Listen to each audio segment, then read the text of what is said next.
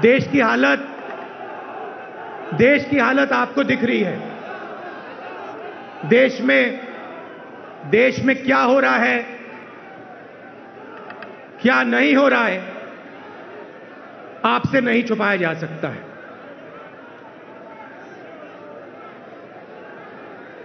और जब से बीजेपी की सरकार आई है, तब से देश में नफरत और क्रोध बढ़ता जा रहा है। सही है? आपको लग रहा है कि नफरत और क्रोध देश में बढ़ता ही जा रहा है। सही है ना?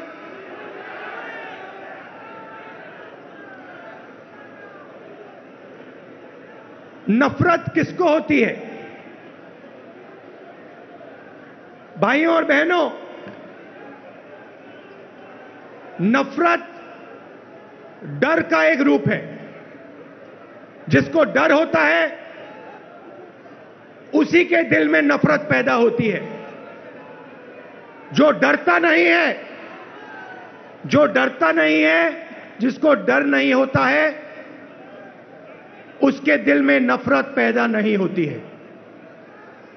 तो भाइयों और बहनों, जब हम कहते हैं हिंदुस्तान में नफरत बढ़ रही है, उसी बात को दूसरे तरीके से कहना कि हिंदुस्तान में डर बढ़ता जा रहा है। किस चीज का डर? भविष्य का डर, महंगाई का डर, बेरोजगारी का डर, यह बढ़ता जा रहा है। और इसके कारण हिंदुस्तान में नफरत बढ़ती जा रही है। और नफरत से क्या होता है? नफरत से लोग बढ़ते हैं, देश बढ़ता है और देश कमजोर होता है। बीजेपी और आरएसएस के नेता देश को बांटते हैं और जानबूझकर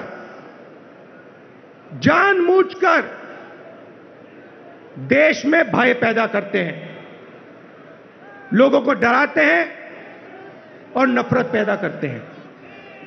अब सवाल उठता है, ये किसके लिए करते हैं और क्यों करते हैं? फायदा इस डर का, इस नफरत का फायदा किसको मिल रहा है? भाइयों और बहनों, क्या इस डर का फायदा, नफरत का फायदा हिंदुस्तान के गरीब आदमी को मिल रहा है? पिछले 8 सालों में आप मुझे बता दीजिए, हिंदुस्तान के गरीब आदमी को, किसान को, मजदूर को, छोटे दुकानदार को नरेंद्र मोदी जी की सरकार ने क्या फायदा दिया?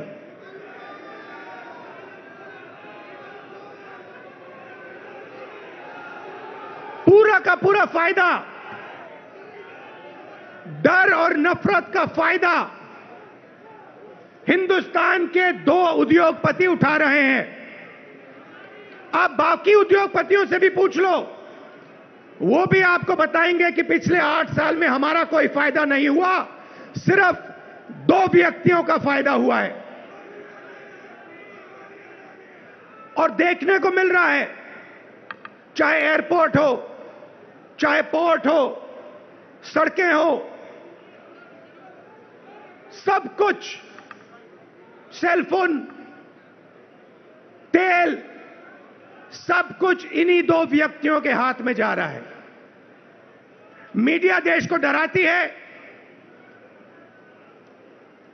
नफरत पैदा होता है, और फिर पूरा का पूरा फायदा बीजेपी 2 लोगों को दे रही है। आप देखिए, नरेंद्र मोदी जी ने नोटबंदी की। नोटबंदी से गरीबों का फायदा हुआ? गरीबों की जेब से पैसा निकाला, गरीबों को कहा काले धन के खिलाफ लड़ाई है। और फिर कुछ ही महीनों बाद आपने देखा कि जो आपके जेब में से पैसा निकाला गया था, लाखों करोड़ रुपए, देश के सबसे बड़े उद्योगपतियों का कर्जा माफ किया गया। किसान का कर्जा माफ नहीं करेंगे। किसान के खिलाफ 3 काले कानून लाएंगे। कहेंगे कि ये कानून किसानों के फायदे के लिए है। अगर किसानों के फायदे के लिए है तो फिर पूरे देश में किसान क्यों खड़ा है, सड़कों पे क्यों उतरा है और आपके खिलाफ क्यों खड़ा है? ये 3 कानून किसानों के लिए नहीं थे। ये 3 कानून उन्हीं 2 उद्योगपतियों के लिए थे। और हिंदुस्तान के किसान को यह बात एकदम समझ आ गई, इसलिए हिंदुस्तान का कानून, हिंदुस्तान का किसान सड़क पे आके खड़ा हो गया और उसने नरेंद्र मोदी जी को अपनी शक्ति दिखा दी। और जब नरेंद्र मोदी जी को पता लगा कि हिंदुस्तान के किसान की शक्ति मेरे खिलाफ खड़ी है, तो नरेंद्र मोदी जी ने वहीं कानून रद्द कर दिए। यही बात जीएसटी के साथ हुई। कांग्रेस पार्टी एक दूसरी जीएसटी लाना चाहती थी। बीजेपी ने जीएसटी को बदला, 5 अलग अलग टैक्स और जबरदस्त चोट। जो छोटे दुकानदार हैं, स्मॉल और मीडियम साइज बिजनेस वाले हैं, मजदूर हैं, किसान हैं, उन पर चोट मारी। और आज हालत क्या है? और यहां स्टेज से बोलना मुझे अच्छा नहीं लग रहा है, मगर आज हिंदुस्तान की हालत यह है कि अगर देश चाहता भी है तो देश अपने युवाओं को रोजगार नहीं दे पाएगा। क्यों? भाइयों और बहनों, देश को रोजगार ये 2 उद्योगपति नहीं देते हैं। देश को रोजगार स्मॉल और मीडियम बिजनेस वाले देते हैं। देश को रोजगार किसान देते हैं।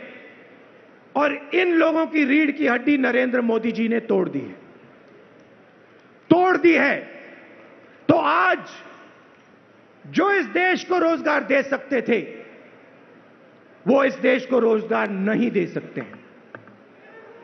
और बेरोजगारी, जो आज आपको बेरोजगारी दिख रही है, वो आने वाले समय में और भी बढ़ेगी।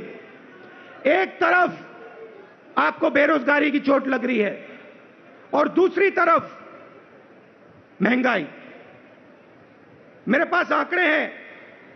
2014 में एलपीजी का सिलेंडर 410 रुपए का था, आज 1050 रुपए का है।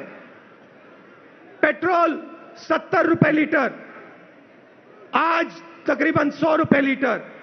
डीजल 55 रुपए लीटर, आज 90 रुपए लीटर। सरसों का तेल 90 रुपए लीटर, आज 200 रुपए लीटर।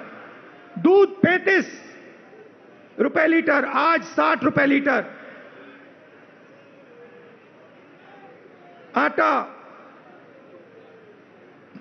22 रुपए लीटर, आज 40 रुपए लीटर केजी। तो एक तरफ आपको बेरोजगारी से चोट लग रही है और दूसरी तरफ जबरदस्त महंगाई। भाइयों और बहनों, हिंदुस्तान ने ऐसी महंगाई कभी नहीं देखी। नरेंद्र मोदी जी कहते थे 70 साल में क्या किया कांग्रेस पार्टी ने? 70 साल में कांग्रेस पार्टी ने इतनी महंगाई हिंदुस्तान को नहीं दिखाई।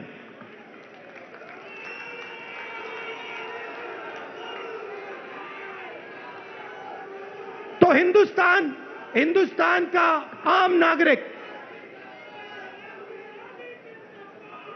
बहुत मुश्किल में है, बहुत दर्द सह रहा है। और जब विपक्ष इन बातों को पार्लियामेंट में उठाना चाहती है, तो नरेंद्र मोदी जी और उनकी सरकार विपक्ष को पार्लियामेंट में बोलने नहीं देती। चाहे किसानों का मुद्दा हो, चाहे चाइना का आक्रमण जो हुआ उसकी बात करना चाहे, बेरोजगारी की बात करना चाहे, महंगाई की बात करना चाहे, हम नहीं कर सकते, पार्लियामेंट में नहीं कर सकते। और आप देखिए, यहां हमारे मीडिया के मित्र हैं, इनका काम जो जनता के मुद्दे हैं उनको उठाने का होता है, मगर ये भी अपना काम नहीं करते हैं। 24 घंटा ये कैसे करेंगे? ये मीडिया उन्हीं दो उद्योगपतियों का मीडिया है। पूरा का पूरा मीडिया उन्हीं दो उद्योगपतियों के हाथ में है। तो सच्चाई कैसे दिखेगी? सच्चाई कैसे सुनाई देगी? और जनता को सब मालूम है। जनता घर में टीवी ऑन करती है और जनता जानती है कि टीवी किसका है और टीवी किसके लिए काम कर रहा है। टीवी दो उद्योगपतियों का है, अखबार दो उद्योगपतियों के हैं, और ये दो उद्योगपति नरेंद्र मोदी जी के लिए 24 घंटा काम करते हैं और नरेंद्र मोदी जी इनके लिए 24 घंटा काम करते हैं। देश में बेरोजगारी, देश में महंगाई और देश का पूरा धन दो उद्योगपतियों के हाथ में। एक तरफ मीडिया का कंट्रोल, दूसरे तरफ प्रधानमंत्री पे कंट्रोल।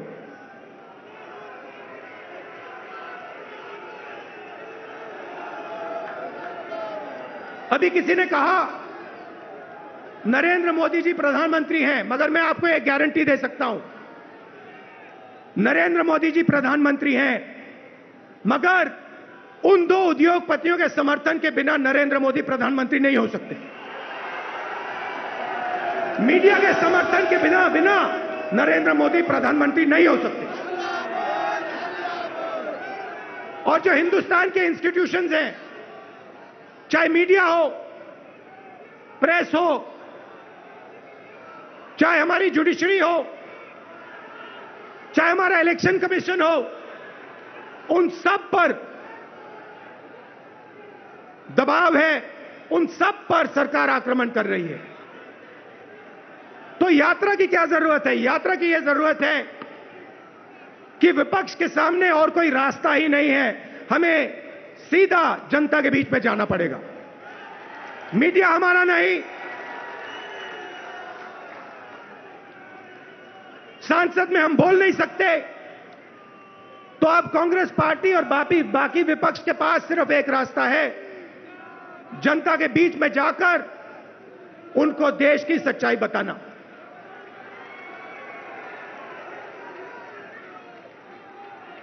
जो भी नरेंद्र मोदी जी के खिलाफ काम करना चाहता है, चाहे कोई भी हो,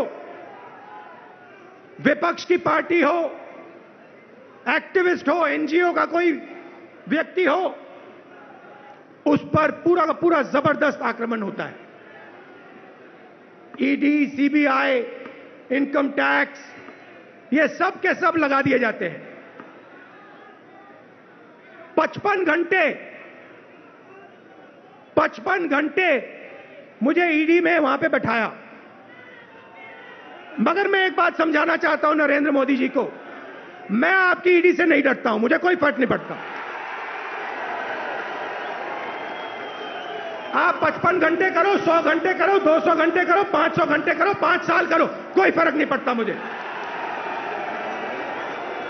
ये हमारा जो संविधान है,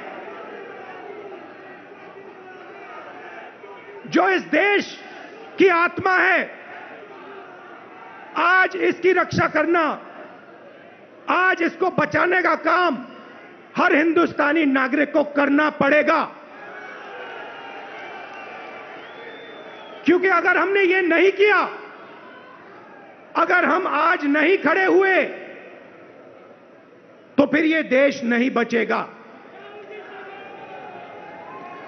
क्योंकि ये देश संविधान है। ये देश इस देश की जनता की आवाज है। ये देश इस देश की जनता का भविष्य है। ये देश दो उद्योगपतियों का नहीं है। ये देश हिंदुस्तान के गरीब लोगों का है। और आज दो हिंदुस्तान बन गए हैं, एक मजदूरों का, गरीबों का, किसानों का, बेरोजगार युवाओं का। उस देश में कोई सपना नहीं देखा जा सकता। उस देश में अगर आप रोजगार चाहते हो नहीं मिल सकता। अगर आप अपने बच्चों को कॉलेज यूनिवर्सिटी में भेजना चाहते हो आप नहीं कर सकते हो। उस देश में आपको अपना खून पसीना देना पड़ेगा और खून पसीना देने के बाद आपको कोई फायदा नहीं मिलेगा। और दूसरा देश इसी हिंदुस्तान के अंदर 2, 3, 10, 15 उद्योगपतियों का, अरबपतियों का, उसमें आप जो भी सपना देखना चाहते हो देख सकते हो। जो भी आप चाहते हो आपको हिंदुस्तान में मिल जाएगा। भाइयों और बहनों, इन दो देशों के बीच में लड़ाई है। नरेंद्र मोदी जी की विचारधारा कहती है कि देश को बांटना है और पूरा का पूरा फायदा चुने हुए लोगों को देना है। हमारी विचारधारा कहती है कि देश सबका है और देश की जनता जो अपना खून और पसीना देती है उसका फायदा 2-3 उद्योगपतियों को नहीं मिलना चाहिए। उसका फायदा हिंदुस्तान के किसान को, मजदूर को, गरीब को, बेरोजगार युवाओं को मिलना चाहिए। यह फर्क है। और आप जाइए, आप आज चले जाइए और किसी भी छोटे दुकानदार से, किसी भी मजदूर से, किसी भी स्मॉल और मीडियम बिजनेस वाले से, किसी भी किसान से पूछ लीजिए क्या यूपीए के समय और आज के समय में क्या फर्क है। यूपीए के समय में 70,000 करोड़ रुपए यूपीए की सरकार ने हिंदुस्तान के किसानों को दिया बिना पूछे। नरेंद्र मोदी जी ने 3 काले कानून दिए। मजदूरों के लिए यूपीए सरकार ने एक ऐतिहासिक कानून मनरेगा दिया। नरेंद्र मोदी जी ने पार्लियामेंट में कहा कि मनरेगा गरीबों पर अपमान है। और फिर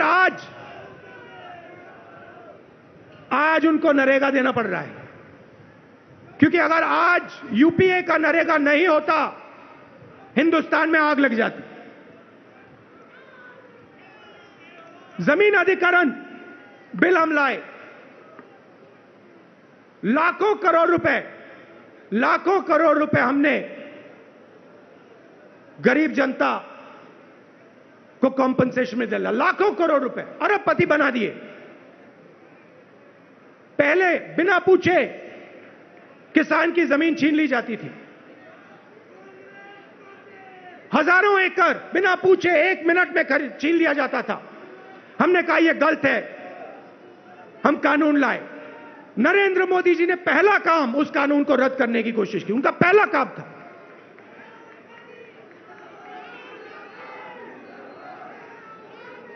यूपीए के समय आर्थिक प्रगति थी। हम करोड़ों लोगों को हमने गरीबी से निकाला। जितने लोगों को हमने 27 करोड़ लोगों को गरीबी से निकाला 10 साल में। 27 करोड़ लोग।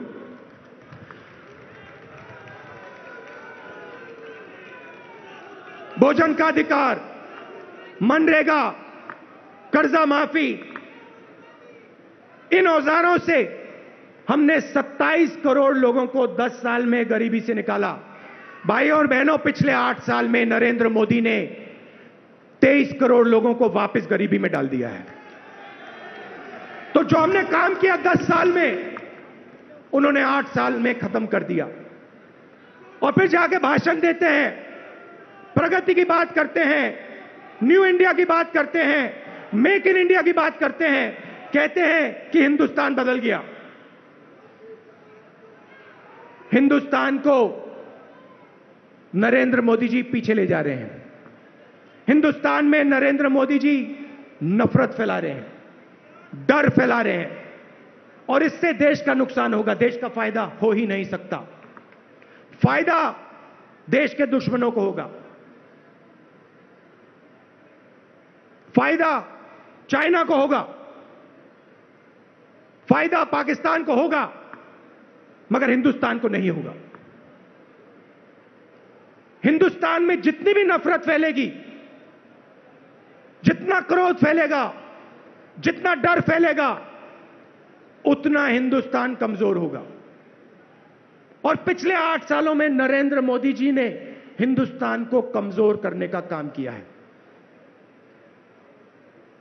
जो हमारी आर्थिक शक्ति थी उसको खत्म किया। बेरोजगारी, 40 साल से सबसे ज्यादा बेरोजगारी आज हिंदुस्तान में, वो नरेंद्र मोदी जी की देन है। मैं आपसे पूछना चाहता हूं, क्या महंगाई से, बेरोजगारी से, नफरत से देश मजबूत होता है क्या? कौन सी दुनिया में नफरत, बेरोजगारी, महंगाई से देश मजबूत होता है? देश कमजोर होता है। और नरेंद्र मोदी जी और बीजेपी देश को कमजोर करने का काम कर रहे हैं। कांग्रेस पार्टी देश को जोड़ती है, हम नफरत मिटाते हैं, हटाते हैं, और जब नफरत मिटती है, खत्म होती है, जब डर कम होता है, तब हिंदुस्तान तेजी से आगे बढ़ता है। हमने ये करके दिखाया है, सालों करके दिखाया है। तो ये मैं आपको कहना चाहता था। कांग्रेस कार्यकर्ताओं को मैं धन्यवाद करना चाहता हूं। आप हमारी विचारधारा के लिए लड़ते हो, आप हिंदुस्तान के लिए लड़ते हो, आप संविधान के लिए लड़ते हो, आप अपना खून, अपना पसीना इस देश को देते हो। मैं आपको दिल से धन्यवाद करना चाहता हूं और आपको कहना चाहता हूं कि कांग्रेस पार्टी का कार्यकर्ता ही देश को बचा सकता है। कांग्रेस पार्टी की विचारधारा देश को प्रगति के पथ पे ला सकती है। हमारे लिए सरकार ने, जैसे मैंने कहा, रास्ते बंद कर दिए हैं। पार्लियामेंट का रास्ता बंद कर दिया। संसद में कांग्रेस पार्टी या विपक्ष के लोग भाषण कर ही नहीं सकते, हमारा माइक ऑफ हो जाता है। और किसी भी मुद्दे पे हम चाइना के आक्रमण पे बात करना चाहते हैं, नहीं कर सकते। बेरोजगारी के बात पे बात करना चाहते हैं, नहीं कर सकते। महंगाई पे बात करना चाहते हैं, नहीं कर सकते। वो रास्ता बंद है। जो हमारे इंस्टीट्यूशंस हैं, चाहे वो मीडिया हो,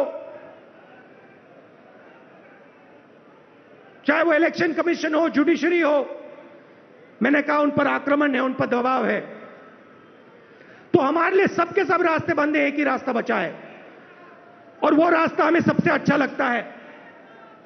जनता के बीच में जाकर, सीधा जनता के बीच में जाकर जनता को जो देश की सच्चाई है वो बताना, और जो जनता के दिल में है उसको गहराई से सुनना और समझना। इसीलिए कांग्रेस पार्टी भारत जोड़ो यात्रा शुरू कर रही है।